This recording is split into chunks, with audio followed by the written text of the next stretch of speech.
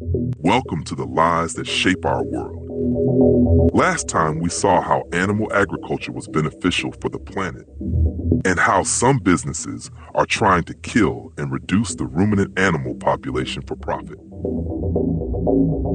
In today's video, we will see what religion says about what we should eat. Or did God say you should not eat meat? Religion is the main reason why people demonize meat consumption. And they fight against the people who want to eat their natural diets. So it is important to discuss religion and what it says about food. I'll be discussing those religions that are ancient, at least 2,000 years old, and are widely adopting a plant-based diet. The first religion I'll be discussing is Judaism. In history, if we check in the Torah or Bible, we will see Cain and Abel both gave sacrifices to God. Abel gave a goat sacrifice, and Cain gave a farm produce sacrifice, but Abel's sacrifice was accepted while Cain's sacrifice was not accepted. It's not because God liked animal sacrifice more than plant sacrifice, but because of the mindset of both brothers when giving sacrifices. But then we see Cain kills Abel. Later, the religion developed a concept of korbanot. It means that which is brought near. It includes rituals where you have to sacrifice something to God. It is in the Bible that rituals and offerings were carried out according to divine instructions from God. This includes animal sacrifices, bird sacrifices, and plant farming sacrifices. Mostly, animal sacrifices were done, and details can be found in the Bible and Torah. Then things changed. With the fall of the Second Temple in 70 CE, this practice tragically came to an end. Later on, Rabbinic Judaism emphasized prayer, the study of Torah, and acts of loving kindness as replacements for korbanot. Therefore, while the practice was very important in ancient Judaism, it is not a practice in modern Judaism. There are many reasons why this is happening. Some of the reasons are ethical, with organizations like Jewish Veg and Shamayim promoting vegetarian and vegan lifestyles within the Jewish community. There are also many rabbis, which means teachers, that are promoting a vegetarian diet. So currently, many Jews are eating traditional diets, but some are going in a new direction, which was not there in the initial religious practice. Christianity and Islam originated from Judaism. Initially, they both used to practice a non-veg diet, but now new practices are evolving. It's interesting, isn't it? More and more people, particularly in some Christian-majority countries, are going vegan or vegetarian. And while it's still less common, we can also see the shift in certain Muslim communities. Now let's see why.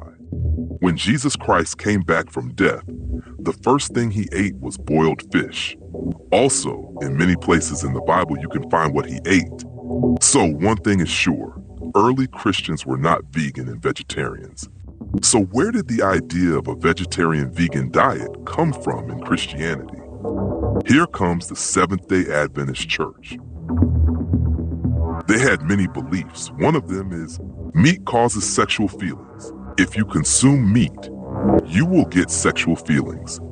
This happens due to good hormonal control when you have enough nutrition in your body. But they believe the body is a temple and sexual feeling is not normal. Now let's see how Kellogg's, a member of the Seventh-day Adventist Church, might be shaping opinions and introducing bias. Dr. John Harvey Kellogg wasn't just a physician. He was a passionate health reformer with a strong agenda. As the head of the Battle Creek Sanitarium, he used his influence and extensive writings to promote his dietary beliefs. But like many strong advocates, his enthusiasm sometimes led to a selective interpretation of research, emphasizing findings that aligned with his views.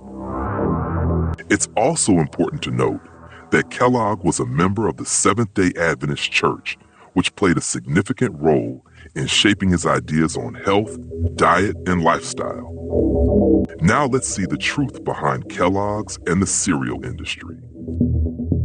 Dr. John Harvey Kellogg and his brother, W.K. Kellogg, revolutionized breakfast with their invention of cornflakes. But while W.K. Kellogg went on to found the Kellogg Company, turning it into a massive food empire, there was always more to the story than just breakfast. With a business interest at stake, the company conducted research, not just to explore nutrition, but often to reinforce its own conclusions. Let's break down what Kellogg's research proved. Marketing drives cereal sales more than actual dietary need. Cereal is supposedly the healthiest, most convenient breakfast option. If we don't eat cereal, we're supposedly missing out on essential nutrients. The company claims their cereals contain added nutrients that other foods lack. They emphasize the dangers of not getting enough of these nutrients. And cereals are easy to store and good for sales in many places. But here's the catch. John Harvey Kellogg's push for cereal wasn't just about health. It was deeply rooted in his personal beliefs and dietary ideologies. His food inventions aligned with his own theories, and naturally, he had a vested interest in making sure people followed them. To understand Kellogg's influence, we need to look at the scientific landscape of the late 19th and early 20th centuries. Back then, scientific rigor was evolving, and the concept of conflict of interest wasn't as clearly defined as it is today. It was common for influential figures to push their own theories without much examination. And Kellogg? He wasn't just a scientist, he was a zealous advocate. His research led to key conclusions, including fiber is essential for digestive health. A simple plant-based diet is best for overall well-being. Flake cereals are healthy and easy to digest. But here's where things get really weird. Kellogg also promoted cereal as a way to reduce sexual urges, believing it would stop people from masturbating. Yes, the man who brought you cornflakes was obsessed with controlling people's sexual behaviors. Kellogg wasn't just about breakfast. He also promoted some bizarre medical practices. He believed artificial light could cure all diseases and made people lie in light chambers for hours. He led extreme enema treatments, using machines that could pump 14 liters of liquid per minute into patients' anuses. He created a vibrating chair with a slapping machine, believing it would increase blood circulation and improve digestion. He wrote books like Plain Facts About Sexual Life, and even performed barbaric procedures to stop boys from masturbating, such as stitching their foreskin to their penis head to make erections unbearably painful, along with many other experiments. And if you've ever heard the phrase, breakfast is the most important meal of the day, guess who helped spread that idea? Yep, Kellogg. His push for easy, ready-to-eat cereals aligned perfectly with a world becoming too busy to cook. He shaped public opinion through his writings, lectures, and the popularity of the Battle Creek Sanitarium. This allowed him to spread his dietary ideas widely, even if they did not match some medical researchers at that time. Kellogg's legacy is complicated. On one hand, he shaped modern dietary habits. On the other, he pushed a mix of pseudoscience, extreme health beliefs, and corporate-driven narratives.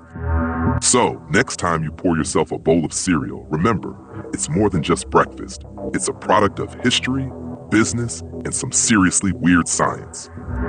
Kellogg's influence played a role in shaping dietary habits in religious communities, including Christianity.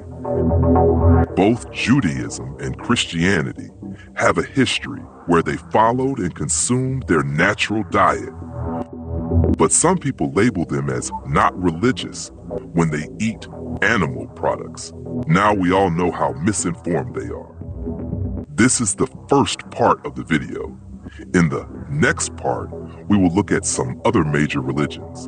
To get the notification for that, make sure to hit the bell icon. And don't forget to like, share, and subscribe to Lies That Shape Our World.